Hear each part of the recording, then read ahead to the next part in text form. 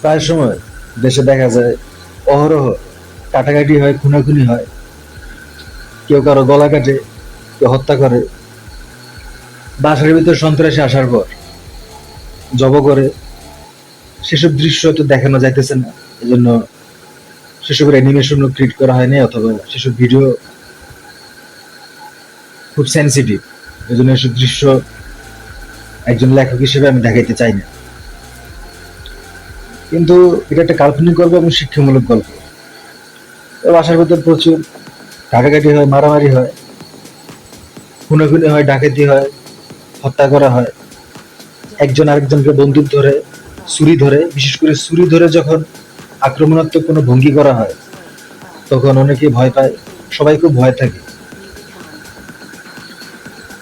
প্রতিনিয়ত নিউজে দেশে হত্যাকাণ্ড, গলা কাটা লাশ বাথরুমে উদ্ধার করা হয়, হাত কাটে, পাও কাটে, ঘরের ভিতরে সেই দেখা যায় কুচুকরি মহল কাটাকাটি করতে থাকে। এসব প্রতিরোধ করা কোনোভাবেই সম্ভব ছিল না, কারণ পুলিশকে কল করতে করতে পুলিশ আসতে আসতে অনেক দেরি হয়, বা পুলিশকে ফোন করার টাইম হই, সবাইকে হাত পাও বাঁধা হয়, বাঁধার পর তার গলা কাটা হয়, রক কাটা হয়, অনেক ধরনের সন্ত্রাসী কর্মকাণ্ড করা হয়।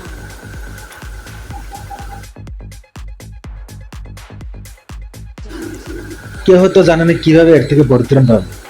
সবাই পুলিশ, আর্মি, সেনাবাহিনীর নাম্বার জোগাড় করে, যাতে চোর ডাকাত বা আক্রমণাত্মক কোনো কিছু দেখলে সাথে সাথে ফোন করতে পারে। কিন্তু এটা তো সমস্যার সলিউশন না, কারণ আক্রমণ যখন করবে বা আক্রমণাত্মক যখন ছুরি ধরা হয়, কাউকে বান্ধা হয় দড়ি দিয়ে, ঘরের ভিতর ডাকের চক্র আসে, সে সময় তো ফোন করার সময় পাওয়া যায় না। তার আগে তো তো অনেকেই চিন্তা করতে থাকে এখান থেকে কিভাবে সমাধান পাবে। অনেক বড় বড় বিজ্ঞানী চেষ্টা চালায়,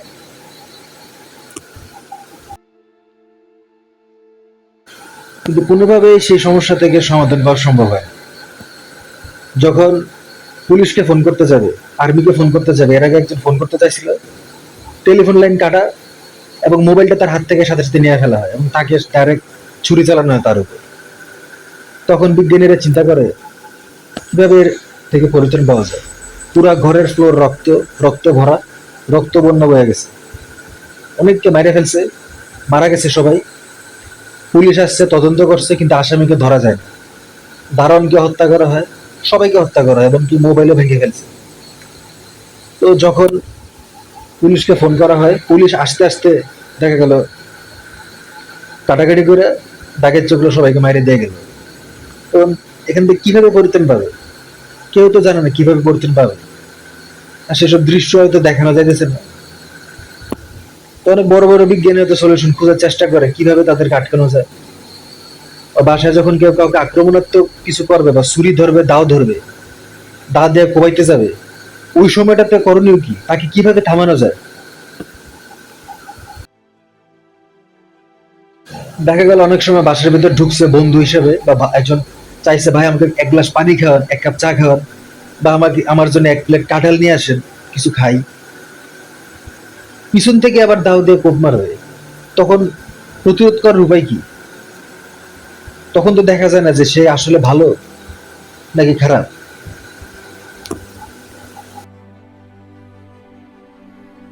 এই যে কয়েকদিন আগে বলিউডের নায়ক সাইফ আলী খানের ঘরের ভিতর চুরি হইলো, ডাকাইত আসলো, ডাকাইত এসে কি করলো, সাইফ আলী খানের পেটের ভিতর চুরি ঢুকিয়ে দিল। তো তাকে কি থামানো গেছে? ইন্ডিয়ার মতো একটা দেশ, এত সেনাবাহিনী, এত পুলিশ, এত উন্নতি, সিসি ক্যামেরা থাকার পরও পারে নাই। আমি মনে করি বিজ্ঞানীদের জন্য সবচেয়ে বেশি উচিত যে বিষয়টা নিয়ে ভাবা।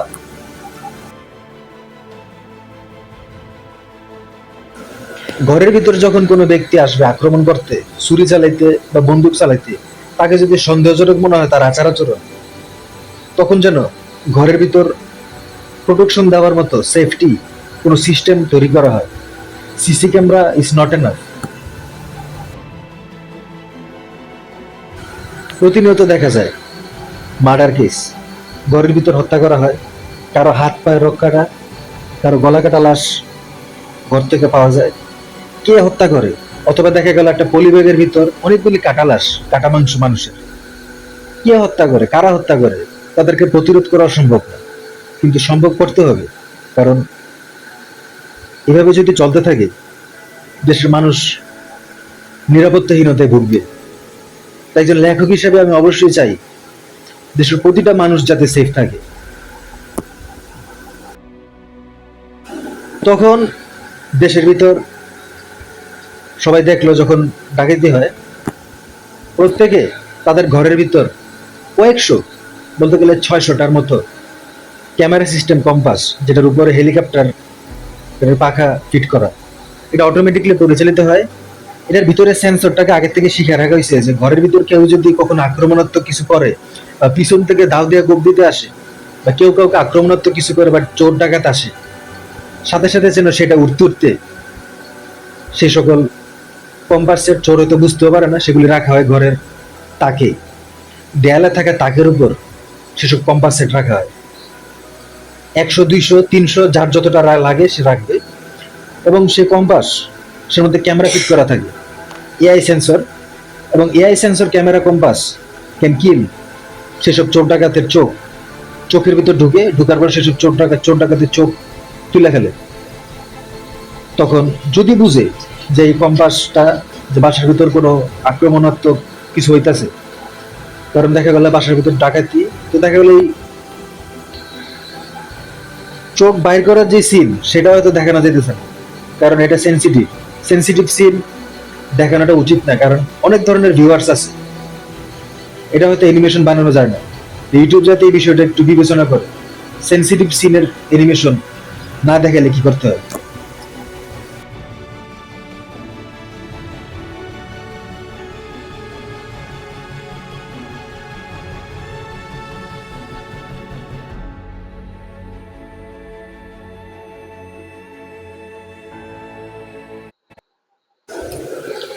দেখা গেল এরকম যখন বাসার তাকে কম্পাস রাখা হয় ক্যামেরা সিস্টেম, উপরে কম্পাসটা উঠতে পারে নিজের থেকে, হেলিকপ্টারের যে ক্যামেরা হাই স্পিড, ওই ক্যামেরাটা হেলিকপ্টারের যে পাখা কম্পাস উপরে ফিট করা থাকে আর কম্পাসের মাঝখানে একটা ক্যামেরা থাকে, কম্পাসটা বুঝতে পারে যে এরা ডাকাই বা এরা চোর, এরা ছুরি ধরছে মারার জন্য, এরা বন্দুক ধরছে, অথবা কেউ কাউকে আক্রমণ করতে যাবে ছুরি দিয়ে, তখন সাথে সাথে সে আক্রমণকারীর চোখ তুলে ফেলা হবে কম্পাস দিয়ে।